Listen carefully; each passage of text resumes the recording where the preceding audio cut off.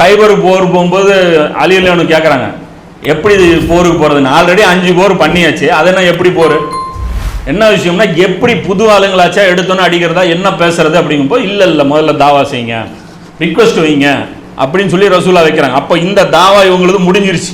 எதில்? ரசூலா என்னைக்கு மதீனா விட்டு கிளம்பிட்டாங்களோ தாவா முடிஞ்சிருச்சு. ஆனால் ரசூலா துவா கேட்கல, யாரெல்லாம் இந்த சமுதாயத்தை அழிச்சிருன்ட்டு. அது அல்லாவா சொல்லிட்டான், என்ன நீ கேட்கலைனாலும். ஆனால் ரசூல்லாவுடைய இது பாருங்க, ராமத்துல் ஆலமீன்ங்கிறது. அப்போ ரசூலா என்ன நினைச்சாங்க, நான் அரபுகள் சார்பா இவங்க வரலைனாலும் நான் ஜெயிச்சு இவங்களை அந்த இடத்துல உட்கார வைப்பேங்கன்னு. ரசூல்லா நன்மையை தான் விரும்பினாங்க, அவங்க அந்த அழிவு கேட்கல. ஆனால் அல்லாஹ் என்ன பண்ணா, என்ன பண்ற ரசூலுடைய சுன்னத்தை அப்படி நீ மாத்தினா நான் மாற்ற மாட்டேன் அப்படின்னு சொல்லிட்டு அல்லாஹ் என்ன பண்றான், அழிக்க போறேன் அப்படின்னு சொல்லி எல்லாம் முடிவு பண்ணிட்டான். அல்லாஹ் சொல்றான், நீ அந்த 9:14 கூட நீங்கள் அவர்களோடு போர் புரியுங்கள், அல்லாஹ் உங்களுடைய கைகளால் அவர்களுக்கு தண்டனை அளிக்க செய்வான் அப்படின்னு சொல்லிட்டு 9:14 அல்லாஹ் சொல்றான். இப்போ மதீனாவுக்கு வந்தவொடனே நபி ஸல்லல்லாஹு அலைஹி வஸல்லம் என்ன பண்றாங்க, வேலையை ஸ்பீட் பண்றாங்க. உதவி கேட்டுனா உதவி இப்போ கிடைச்சிருச்சு. ஓரளவுக்கு கணிசமான ஒரு 1000 பேருக்கு நெருக்கமான போர் வீரர்கள் இருக்காங்க. இப்போ இதை வச்சுட்டு என்ன பண்ணுறாங்க ரசூல்லா, முதல்ல ஒவ்வொரு படையை எடுத்து திரட்டிக்கிட்டு கும்பலாக போனால் தான் ஒப்பந்தம் போட முடியும், பலத்தை காட்டினா தான் ஒப்பந்தம் போட முடியும். ஒத்தாள் வந்தீங்கன்னா உங்களை உட்கார வச்சு வேறு மாதிரி அனுப்பிச்சி விட்டுருவோம். அப்போ என்ன நடக்குது அப்படின்னா, போகிறாரு, சுற்றுப்புறத்தில் இருக்கிற ஒவ்வொரு ஊர்கள்லையும் போய் ஒப்பந்தம் போடுறாங்க. இன்னும் கொஞ்சம் நாளில் சில பல வேலைகள்லாம் ஸ்டார்ட் ஆக போகுது, நீ யார் கூட நிற்க போகிற இப்போ சொல்லுங்கள். அவனுக்கு புரியல, என்ன யார் கூட நீ முதல்ல சொல்லு, நீ யாரெல்லாம் அவங்களா அப்படிங்கிறது. இல்லை உங்கள் கூட தான், அப்போ ஒப்பந்தம் எழுதி கொடு, இந்தா சரி நீ அவங்களா, சரி இருந்துக்கோ ஒன்றும் பிரச்சனை. நீ குறைஷிகள் கட்டுப்பறியா என்ன கட்டு, இல்லை நாங்கள் 2 பேர் எந்த பிரச்சனையும் நாங்கள் வரமாட்டோம் நிறைய பேர் தான் சொன்னாங்க. ஏன்னா அவங்களுக்கு புரியல என்ன நடக்குதுன்னே தெரியல. தாவாலாம் ரசூலா செய்யல, பிரச்சனைன்னு வந்தா நீ யார் கூட நிற்பேன்னாங்க. நாங்கள் நடுவில் நிற்போம் அப்படின்னாங்க. நிறைய பேர் ஒப்பந்தம் போட்டாச்சு, நடுவில் தான் நிற்கணும், யார் கூட சேர. ஆனால் பார்த்தீங்கன்னா பத்ரில் வரும்போது அந்த டீமில் வர்றது இந்த யூதர்கள் சொன்னது என்ன நடுவில், ஆனால் பார்த்தீங்கன்னா இருப்பான், பின்னாடி பார்த்தீங்கன்னா ஒளிஞ்சிக்கிறது. நீ தானே அது ஒப்பந்தம் போட்ட அப்படின்னா அதுக்கப்புறம் தான் அவனை அடுத்த நடவடிக்கை எடுத்து அவனை வெளியேற்றுறது. அந்த ஒவ்வொரு கிளைவாசியும் ஏற்ற பண்ணாங்களா அது. அப்போ அதில் என்ன பண்ணுறாங்க, சுற்றுப்புற அரபிகள் எல்லாருமே என்ன பொசிஷனுங்கிறது ரசூலா பார்த்துட்டாங்க. பார்த்துட்டு இது எல்லாமே செட் ஆயிடுச்சு, இப்போ ஃபீல்டிங் செட் ஆயிடுச்சு, யார் யார் என்னென்ன டீம் ஆல் டீம் பிரிச்சாச்சு. டீம் பேட்ச் மேட்ச் ஆரம்பிக்குது. மேட்ச் என்ன அப்படின்னா, இந்த மக்காவாசிகளை டச் பண்ணுறது. ஏன் அப்படின்னா மக்காவில் போய் போர் தொடுக்க முடியாது, அது காரணம் இருக்குது. என்ன, ஹரமில் போர் தொடுக்க முடியாது. அதே மாதிரி ஹரமில் அல்லாஹ்வுடைய அஸாபும் இறங்காது, ஏன்னா அது அபயம் பெற்ற பூமி. இப்ராஹிம் நபியுடைய துவா என்னவா இருக்கு, தடையாக இருக்குது. இந்த பூமியை அபயம் மிக்கதாக பாதுகாப்பு மிக்கதாக ஆக்கிய இப்ராஹிம் நபிக்காக அல்லாஹ் என்ன பண்ணுறான், அந்த ஒரு விஷயத்தை விட்டான். இப்போ என்ன பண்ணணும்னா மக்காவிலேருந்து வெளியே கொண்டு வந்து அவனை அடிக்கணும். இதுதான் ரசூலுல்லாஹ்வுக்கு இருக்கிற மிகப்பெரிய சேலஞ்ச். அவன் எப்படி வெளியே வருவான், அவன் தான் தண்ணி தெளிச்சு விட்டான். கடைசியாக அந்த உக்குபா என்ன சொல்கிறான், அபூஜஹல்கிட்ட அட்வைஸ் பண்ணுறாங்க, பார் அவர் கிளம்பி போயிட்டார், இதோட விட்டுருங்கிறான். அவர் ஜெயிச்சு பாரசீகத்தை ரோமாபுரியை ஜெயிச்சா சரி, நம்மளால ஜெயிச்சாரு நம்மளே சந்தோஷப்பட்டுக்கலாம், நம்ம ஜாயின் பண்ணிக்கலாம். பாரசீகம் ரோமாபுரி அவரை கொன்றுச்சு அப்படின்னா நாம புரிய வச்சிடலாம், இந்த பாருப்பா நாங்கள் தனி இப்போ மக்கால இருக்கோம், அவங்க நமக்கு 450 கிலோமீட்டர் தள்ளி இருக்காங்க, அவங்களுக்கும் நமக்கும் ரிலேஷன் கிடையாது, ஆல்ரெடி நாமளே விரட்டி விட்ட ஆளுங்க தான் நாங்கள். இப்போ 2 பேருமே அவங்கவுங்க வேலையை பார்க்கலான்னு முடிவு பண்ணியாச்சு. யாரு, மக்காவாசிகள் குறிப்பாக முடிவு பண்ணியாச்சு. இப்போ நபி ஸல்லல்லாஹு அலைஹி வஸல்லம் அவர்கள் என்ன பண்ணுறாங்க அப்படின்னா, அவங்களுடைய வியாபார கூட்டத்தின் மேலே கை வைக்கிறாங்க. கை வச்சா அவனுக்கு கோவம் வரும், ஏன்னா அவனுக்கு இருக்கிற ஒரே சோர்ஸ் என்னது, பொழப்புக்கு வியாபாரம் பிரச்சனை இல்லாமல் பண்ணுறது தான். அப்போ அந்த வியாபார கூட்டத்தின் மேலே கை வைக்கும் போது அவன் வெளியே வரான், என்ன பண்ணுறான், அடிக்கிறதுக்காக வரான். அதுதான் அல்லாஹ் குர்ஆன்ல சொல்கிறான், இது இப்படிலாம் நடந்தது கிடையாது, இது தற்காப்பு தான் நடந்துச்சு அப்படின்னா தயவு செஞ்சு 8வது அத்தியாயம் ஒரு வாட்டி உட்காந்து பொறுமையாக படிச்சு பாரு. இதில் உதாரணத்துக்கு சில வசனங்கள் சொல்கிறேன். 8வது அத்தியாயத்தில் 42, 43, 44 அல்லாஹ் சொல்கிறான், போர் செய்வது என்று முன்கூட்டியே முடிவு செய்திருந்தால் நீங்கள் புறம் காட்டி ஓடியிருப்பீர்கள், ஆயினும் தீர்மானிக்கப்பட்டிருந்த விஷயத்தை, அது என்ன தீர்மானிக்கப்பட்டிருந்த விஷயம் நீங்களே ஆய்வு பண்ணுங்க, அல்லாஹ் நிறைவேற்றிவிட வேண்டும் என்பதற்காக இதை செய்ய வைத்தான். அல்லாஹ் இதை என்ன பண்றான், செய்ய வச்சாங்கிறான். சாக வேண்டியவன், அது என்னவோ ஒரு காரியம் நினைச்சிருக்கூடாது, வாழ்வு சாக வேண்டியவன் தக்க காரணத்துடன் சாக வேண்டும் என்பதற்காக, வாழ வேண்டியவன் தக்க காரணத்துடன் வாழ வேண்டும் என்பதற்காக இப்படி நான் ஒரு ஏற்பாடு செஞ்சேன், இல்லைன்னா இந்த பத்ரு போர் நடந்தே இருக்காது அப்படின்னு சொல்லி அல்லாஹ் சொல்றான். உங்கள் கண்களுக்கு அவர்களுக்கு என்னைக்கு நாம் குறைவாக காமிச்சோம், அவர்கள் கண்ணுக்கு குறைவாக காமிச்சோம், அதனால தான் நீங்கள் நின்னீங்க, வந்தீங்க, நம்பி வந்தீங்க அப்படிங்க. இப்போ அல்லாஹ் செஞ்ச ஒரு ஏற்பாடுன்னு சொல்லிட்டு அல்லாஹ் சொல்கிறான். இப்போ இந்த பத்ரு போரை பொறுத்த வரைக்கும் இது வந்து நடக்குது. இந்த பத்ரு போரை பற்றி இன்னொரு விஷயம் புரிஞ்சுக்கணும். என்ன அப்படின்னா, இது எத்தனாவது போர்? இது நபி ஸல்லல்லாஹு அலைஹி வஸல்லம் அவர்கள் செஞ்சது 9வது போர். இது ரஹீக்கில் எடுத்து பாருங்க, 247வது பக்கத்துலேருந்து 249 வரைக்கும். ஃபர்ஸ்ட் ஒரு போர் சைஃபுல் பஹர், வியாபார கூட்டம், இதே தான் தடுக்கப்படுறது. 2வது ஒரு போர் ராஃபிக்ல, 3வது ஒரு போர் ஹர்ரார், 4வது போர் அப்வா, இதில் நபி ஸல்லல்லாஹு அலைஹி வஸல்லம் அவர்களே தலைமை தாங்குறாங்க. 5வது போர் புவாத், இதுலேயும் ரசூல்லா தலைமை தாங்குறாங்க. 6வது போர் சஃபான், இதுலேயும் ரசூல்லா தலைமை தாங்குறாங்க. 7வது போர் துல் உஷைரா, ரசூல்லா தலைமை. ஏன்னா ஆரம்பத்தில் எல்லாமே ஃபெயிலியராக போச்சுன்ட்டு தொடர்ச்சியாக அடுத்த 4 போர் ரசூல்லாவே கூட போகிறாங்க, எப்படி செய்யணும் நாங்கள் வரேன் அப்படின்ட்டு. அதுக்கப்புறம் பத்ருலையும் ரசூல்லா தான் தலைமை. அவர் ரசூலா அதுக்கப்புறம் ஜாயிண்ட் ஆகிறாங்க. முதல்ல ஆள் மட்டும் அனுப்பிச்சாங்க, அதுக்கப்புறம் அவங்களே வராங்க. நஹ்லா போர், பனு நஹ்லா, அதுவும் பத்ருக்கு முன்னாடி நடக்குது. அது பற்றி குரான்லேயே ஆதாரம் இருக்குது. 2வது அத்தியாயத்தில் 217வது வசனம் பனு நஹ்லா, அந்த போரை பற்றி தான் நடக்குது. அப்போ இதெல்லாம் என்ன, இதெல்லாம் கிலாஃபத்துக்கு கடமை இல்லைன்னு சொல்லி புரியுறாங்களா? அவங்களுக்குலாம் சிந்தனைக்காக வச்சுன்னு சொல்கிறாங்க. கிலாஃபத்துக்கு கடமை இல்லைன்னா இந்த இத்தனை வேலை ரசூலா பண்ணும்போது எல்லாம் என்ன பண்ணுவோம்? தீனுடைய வேலையை விட்டுட்டு எங்கேயோ போயிட்டு இருக்கிற வியாபார கூட்டத்தை பிடிச்சிக்கிட்டு அது இங்கே போகுது அங்கே போகுதுன்னு சொல்லி அது அல்லாஹ் வேற அதுக்கு உதவி வேற செய்வானா? வியாபார கூட்டத்துக்கு முகமது உனக்கு என்ன சம்பந்தம்? குரானில் சூறா இறங்கும்.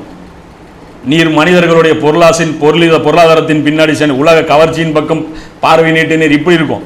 இங்கே நான் லைலத்துல் கதரில் வந்து அவ்வளோ நன்மை வச்சிருக்க, நீ வந்து அபு சுஃபியான் பின்னாடி சுற்றி கொண்டு இருக்கிறாயா, இப்படி குரான் வசனம் இறங்கியிருக்கும். இதெல்லாம் விட்டுட்டான். அல்லாஹ் என்ன பண்ணுறான்? 9 வாட்டி அல்லாஹ் வழிகாட்டுறான், குரானில் விளக்குறான். இது நடந்துருது, நான் தான் பண்ணி வச்சேன், இல்லைன்னா நீங்கள் பண்ணியிருக்கவே மாட்டேங்கிறான். அதுவும் ரசூலுல்லாஹ் என்ன சொல்கிறான்? நீங்கள்லாம் கூட பண்ணுற அளவுக்கு ரெடி இல்லை, சும்மா வந்து நீங்கள் யோசிச்சு தயக்கம் காமிச்சிட்டே தான் இருந்தீங்க, நான் தான் உங்களை தள்ளி விட்டேங்கிறான் போரில். அப்போ இந்த போர் வந்து நடக்குது. இது எதுக்காக நடக்குதுன்னா, இது எதுக்குன்னா புரிஞ்சுங்க, அரபுகளை அழிப்பது அல்லாஹ் கொடுத்த ஒரு டியூட்டி. அஸாபே இஸ்திசால். இந்த இடத்துல முஸ்லீம்களுக்கே மனசு வரல மக்கா வெற்றியின் போது. அல்லாஹ் என்ன பண்ணுறான்? அப்போ தான் அந்த 9 வசனம் 9வது அத்தியாயத்தில் வரும்ல, அல்லாவை விட அவனுடைய தூதரை விட உங்கள் சொந்தக்காரங்க உங்களுக்கு பெருசாக தெரிஞ்சுட்டா அல்லாவுடைய தீர்ப்புக்கு தயாராகிங்கன்ட்டு. அதுக்கப்புறம் தான் இவங்க போகிறாங்க, மக்காவில் படையெடுத்துகிட்டே போகிறாங்க. ஏன்னா எல்லாம் சொந்தக்காரங்களுக்கு எதிராக படையெடுத்துட்டு போகிறாங்க. அப்போது இது வந்து நடக்கும்போது என்ன ஆகுது? பத்ரில் ஒரு நிகழ்வு, பெரிய நிகழ்வு நடக்குது. 2வது உஹது போர் நடக்குது. இது எல்லாமே மக்கா காஃபிர்களை அழிக்கிறதுக்காக ரசூல்லா வந்து பண்ணுறாங்க. அதில் ஒரு 70 பேர் கொல்லப்படுறாங்க தலைவர்கள். ஆனால் உஹது போரில் என்ன ஆகுது? அதுலேயும் சில பேர் கொல்லப்படுறாங்க. இறுதியாக அகல் போர் நடக்குது. அகல் போரில் அவங்க என்ன பண்ணுறாங்கன்னு பார்த்தீங்கன்னா, காஃபிர்கள் இந்த சுற்று வட்டாரத்தில் நபி ஸல்லல்லாஹு அலைஹி வஸல்லம் கூட ஒப்பந்தம் போட்டாங்கல்ல, அவங்க எல்லாரையுமே கூப்பிட்டுட்டு வந்துட்டாங்க. எல்லாரையுமே கூட்டிகிட்டு வந்துட்டு என்ன பண்ணுறாங்க அப்படின்னா, இவங்க வந்து சண்டைக்கு போடுறதுக்கு அப்படின்னு வர்றாங்க. அப்போ இந்த அகல் போர் வரும்போது மக்காவாசிகள் இடத்துல 3 ஆப்ஷன் தான் இருந்தது. ஒன்று, ரசூலுல்லாஹ் ஆரம்பத்தில் கேட்டாங்களே, எனக்கு உதவி செய்யுங்க, ரோமாபுரி பாரசீகத்துக்கு போகலாம், அதுக்கு ஒத்துக்கணும். யார்கிட்ட? காஃபிர்கள்ட்ட இருந்த ஒரே ஆப்ஷன். ஏன்னா நிம்மதியாக தொழில் கூட செய்ய விட மாட்டேங்கிறாரு. ஒன்று எனக்கு பதில் சொல்லிட்டு அதுக்கப்புறம் நீ எதை வேணாலும் பாரு, நீ ஏதோ வியாபாரம் பண்ணிட்டு இருந்தாலும் நான் விட மாட்டேன், நீ வியாபாரத்துக்கு நீ பாட்டுக்கு போயிட்டே இருப்ப, நான் உனக்காக இங்கே ரிஸ்க் எடுத்துட்டு அல்லாஹ் வேற டியூட்டியாக கொடுத்துட்டான். முதல்ல இவன் அலி ரொம்ப நாளைக்கு இவன் இருக்கக்கூடாதுன்ட்டான். அப்போ இவங்க என்ன பண்ணிட்டாங்க? நபி ஸல்லல்லாஹு அலைஹி வஸல்லம் அவர்கள் ஃபஸ்ட்டு இவங்கள்ட்ட ஆப்ஷன் இருந்திருக்கு. மறுபடியும் ரசூலாட்ட வந்து மன்னிப்பு கேட்டு, பரவாயில்ல நீங்கள் ஒரு பெரிய சக்தி ஆகிட்டீங்க, அன்றைக்கி நீங்கள் சொல்லும்போது 4-5 பேர் நின்றுட்டு சொன்னீங்க, இன்றைக்கி பார்க்குறேன் உங்கள் வளர்ச்சி என் கண்ணு முன்னாடி தெரியுது, சரி உங்களுக்கு நான் உதவி செய்கிறேன் அப்படின்னு சொல்லி அபு ஜஹில் இவங்கெல்லாம் வந்து என்ன பண்ணியிருக்கணும்? சப்போர்ட் ஆகிருக்கணும். அபு சுஃபியான் இவங்கெல்லாம் வரல. 2வது என்ன? 2வது ஒரு ஆப்ஷனாவது அவங்க சொல்லியிருக்கணும். என்ன அப்படின்னா, சரி நீங்களாச்சும் ரோமாபுரியாச்சும் போய் சண்டை போடு, நாங்கள் அவங்களுடைய எதிரிகளுக்கு நாங்கள் உதவி செய்ய மாட்டோம். இப்போ நாளைக்கு பிரச்சனை வரும்போது ரோமாபுரி ஒரு லெட்டர் போட்டு நம்மளுக்கு உதவி கேட்டால், ரோமாபுரி அங்கேருந்து தாக்க, நாங்கள் இங்கேருந்து தாக்க, அப்படி ஒரு சூழ்நிலையை நாங்கள் ஏற்படுத்தி கொடுக்க மாட்டோம்னு ஒரு வாக்குறுதி இவங்க கொடுத்துருந்தாங்கன்னா இவங்களை ரசூலா அந்த வியாபாரத்தை கூட்டத்தை விட்டுருப்பாங்க. அப்போ இந்த 2 ஆப்ஷன் இல்லாத போது ரசூலாட்டு இருந்த ஒரே ஆப்ஷன் என்ன? அவங்கள கை வைக்கிறது தான். அப்போ அவங்க என்ன பண்ணுறாங்க? அப்போ மக்காவாசிகள் இந்த தொந்தரவு 4 நாளாக வியாபாரம் இப்போ சேஃப் இல்லாமல் ஆகிப்போச்சு. அந்த லைனு, அந்த போயிட்டு வர அந்த லைனே சேஃப்டி இல்லாமல் ஆகிப்போச்சு. முதல்ல இவரை ஒழிச்சா தான் நாம் என்ன பண்ண முடியும்? நம்ம லைனை சேஃப்டி பண்ண முடியும் அப்படின்னு சொல்லிட்டு பிளான் பண்ணிட்டு என்ன பண்ணுறாங்க? ஒட்டுமொத்த அரபுகளையும் கூட்டிகிட்டு வந்து படையெடுத்துட்டு வர்றாங்க. ஆனால் அந்த அகல் போருடைய முடிவெல்லாம் என்ன பண்ணுறான்? நபி ஸல்லல்லாஹு அலைஹி வஸல்லம் அவர்களுக்கு சாதகமாக ஆக்கிடுறான். அந்த ஒரு சூறாவளி காற்று மூலமாக அல்லாஹ் அவங்க வந்து போக வச்சிடறான். இப்போ இந்த கட்டத்தில் நபி ஸல்லல்லாஹு அலைஹி வஸல்லம் என்ன சொல்கிறாங்க? அகல் போரில் எதிரிகள் தோல்வியுற்று திரும்பிய போது என்ன சொல்கிறாங்க அப்படின்னா, நபி ஸல்லல்லாஹு அலைஹி வஸல்லம் அவர்களிடம் இருந்து இனி நாம் தான் அவர்கள் இடத்திற்கு போய் தாக்க வேண்டும். ரசூலுல்லாஹ் சொல்கிறாங்க, இனி நாம தான் அவங்க இடத்துக்கு போய் தாக்க போகிறோம், இனிமே அபு சுஃபியானோ அவர்களுடைய கூட்டாளியோ யாருமே மதீனா வந்து தாக்குதல் செய்ய மாட்டாங்க, அவர்கள் இனி நம்முடன் போரிட வரமாட்டார்கள், தெளிவான வார்த்தைகளை கொண்டு ஹதீஸ்ல இருக்கு என்று நபி ஸல்லல்லாஹு அலைஹி வஸல்லம் அவர்கள் கூறியதை நான் கேட்டேன். ரசூலுல்லாஹ் இந்த ஸ்டேட்மெண்ட் கொடுத்தாங்கன்னு சொல்லி புகாரில 4109 4110. இதுல ஒரு போனஸ் தகவல் சொல்றேன். இந்த ஹதீஸுடைய அறிவிப்பாளர் யாருன்னா சுலைமான் பின் சூர்த். இவர் ரசூலுல்லாஹ் சொல்ல கேட்டங்கிறார். இவர் யாருன்னா அந்த அகல் போர்ல எல்லாமே கலந்துக்கிட்டவர். இந்த ஹுசைன் அலைஹிஸ்ஸலாமுக்கு லெட்டர் போட்டாங்கல்ல சில துரோகிகள், கூட்டு கூஃபா வாசிகள் கொன்னுட்டாங்கிறாங்களே, அந்த லெட்டர் போட்ட துரோகி வந்து இவர் தான். யாரு? சுலைமான் பின் சூர்த் ரலியல்லாஹு இருக்காங்க இல்லையா, ஹுசைன் அலைஹிஸ்ஸலாமை வந்து ஈராக்குக்கு வாங்கன்னு சொல்லி கூப்பிட்டு லெட்டர் போட்டது யாரு? இவர் தான். அதான் சொல்கிறேன், இவங்க எல்லாமே சொல்கிறாங்கள தப்பான ஒரு ஸ்டேட்மெண்ட்டே கொடுத்துட்றாங்க. இது ஒரு கூடுதல் தகவலுக்காக பதிவு செய்கிறான். ஏன்னா ஹதீஸில் ஒரு பேர் வந்ததுனால இவரை ஞாபகம் வச்சிங்க. லெட்டர் போட்டது வந்து ஒன்றும் ஒரு சாதாரண கூஃபாவாசிகள் துரோகம் பண்ண, கூஃபாவாசிகள்லாம் யாரும் துரோகம் பண்ணல, மற்றவங்களுடைய லெட்டரை நம்பி போகிற அளவுக்கு அவர் ஒன்றும் முட்டாலும் கிடையாது. நமக்கே ஒரு காமன் சென்ஸ் இருக்குல்ல. ஒருத்தன் சின்னனா இப்போ ஒருத்தன் நீங்கள் கலெக்டர் ஆஃபீஸ் போகிறீங்க, அங்கே ஒருத்தன் டீ கொடுத்துட்டு இருக்கிறான், அவன் சொல்கிறான் நீங்கள் வாங்க சப் கலெக்டர் வேலை உங்களுக்கு வாங்கி தரேங்கிறான். அவனை நம்பி நீங்கள் மெட்ராஸ்லேருந்து போவீங்களா?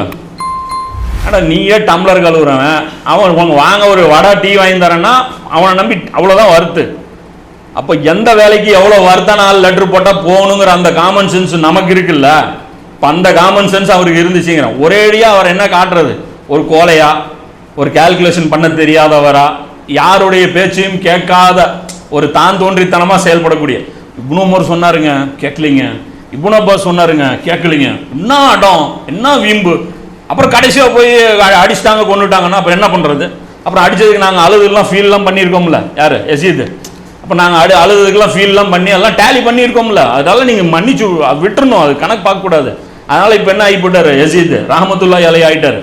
அப்போ அதுதான் போடுறாங்க பயான்கள்லாம் பாருங்கள், யசீது ரஹமத்துல்லாஹி அலைஹி அப்படின்னு போட்டுறாங்க. அப்போ இது ஒரு கூடுதல் தகவலுக்கு சொல்கிறேன். இந்த ஹதீஸில் ஒரு அறிவிப்பாளராக வந்ததுனால யார்? சுலைமான் பின் சூர்த்துங்கிறவர் ஞாபகம் வச்சிங்க. சாதாரண ஆள் கிடையாது, அகல் போரில் கூட இருந்துக்கிறார். அது சாவினா பின்னாடி வந்தாருன்னு நினச்சிடாது, கூடவே இருந்திருக்கிறார். ரசூல்லா கூட மதீனாவில் இருந்திருக்கார், மதீனா வாசிவர். அப்போ இப்போ இந்த இடத்துல பார்த்தீங்கன்னா என்ன ஆகுது? ரசூல்லா என்ன ஸ்டேட்மெண்ட் கொடுக்குறாங்க? இனி படையெடுத்து காஃபிர்கள் வரமாட்டாங்க. அப்போ நாம போவோம்னாங்களா? அப்புறம் நாம போன படை அது. இப்போ ரசூல்லாவை வந்து பேசின பேச்சு உண்மை தானே பேசுவாங்க. நாம தான் படையெடுத்து போகணும்னு சொன்னாங்கல்ல. எப்போ படையெடுத்து போனாங்க? மக்காவுக்கு எப்போ படையெடுத்து போனாங்க? அப்போ சொன்ன வாக்குறுதி ரசூல்லா நிறைவேற்றலையா? அப்போ என்ன விஷயம்? அதான் இதுக்கு பின்னாடி எவ்வளோ ஹிக்மத் இருக்கு. இதுலேருந்து மிஷனும் புரியுது, ரசூல்லாவுடைய மிஷனும் புரியுது, அந்த ஸ்டேட்டஸும் புரியுது. அந்த ரசூலுல்லாஹ்வுடைய இந்த போர்கள் தற்காப்புக்காக இல்லை, அதற்கு பின்னாடி ஒரு அரசியல் காரணங்கள் இருக்கு. அது மக்கள் நல அரசியல், நீங்க வெறுக்கக்கூடிய அந்த போர்கள் கிடையாது. அந்த போர்கள் வந்து நபி ஸல்லல்லாஹு அலைஹி வஸல்லம் அவர்கள் பதவி வெறிக்காகவும் பொருளாதாரத்துக்காகவும் செஞ்சது கிடையாது, எல்லாமே மக்கள் நலன் இருந்துச்சு. அப்போ ரசூலா என்ன பண்ணாங்க அப்படின்னு பார்த்தீங்கன்னா, அப்போ வந்து யோசனை பண்றாங்க, இப்போ படையெடுத்து போகணும். இப்போ யார் யார் இப்போ எதிரி, கடுமையான எதிரி இப்போ யாரு? ஒரு காலத்தில் யார் எதிரி? ஹிஜ்ரத் செய்யும் போது ரசூலா யாரை எதிரி? மக்காவாசி மட்டும்தான் எதிரி, குறைஷிகள் மட்டும்தான் கடுமையான எதிரி.